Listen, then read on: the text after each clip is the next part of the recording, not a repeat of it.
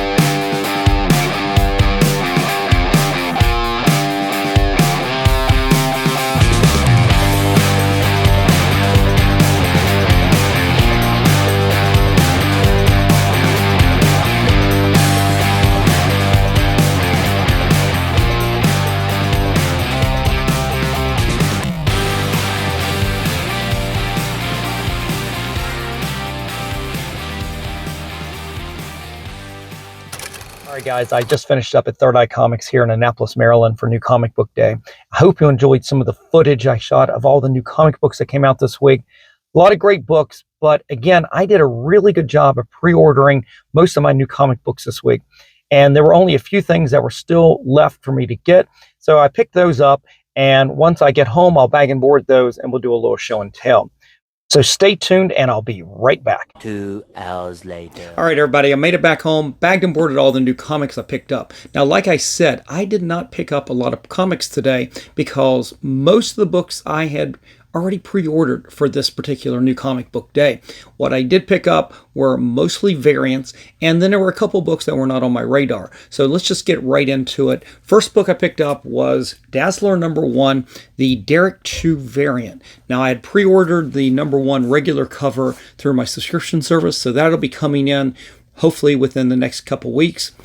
But this right here was the Derek Chew cover, and I really like that, so I went ahead and picked up a variant of that. Also a variant was X-Men #4, another book that I had already pre-ordered, regular cover, but I also wanted to get at least one of these two J. Scott Campbell covers, this one of Emma Frost. I really liked this one, while I didn't pick up his Rogue cover. there's something about the way he was drawing Rogue and the face I just did not like. And you know what? If I don't like it, I'm not going to pick it up. So that's one I picked up for this one. Another variant cover I picked up was Spirits of Vengeance #1. Now, this was a book that was not on my radar. I had not read too much about this, but I went ahead and picked up the Scotty Young variant cover on that because he is a great signer. So I will hold that into the Scotty Young pile to eventually get signed at some point. That's a pretty cute cover right there with Ghost Rider on the flaming bicycle. That's pretty cool. Also, a variant cover was a book that I pre-ordered was Deathlock. This is the 50th anniversary special #1. This right here is a Nick Bradshaw cover, and I only picked that up because it is a nice homage to the original Astonishing Tales 25, the first appearance of Deathlock. And I kind of really dug that cover right there, and it looks to me like they've got Dr. Doom there in the back of the cover. I don't know if that was intentional or it's part of a Dr. Doom series of books with everything being Doom related these days. But I really dug this cover, so I went ahead and picked that up. So one of the books that was not on my radar was this right here. It is The Moon is Following Us by Daniel Warren Johnson. Now, normally I wouldn't have probably picked this up, to be quite honest with you.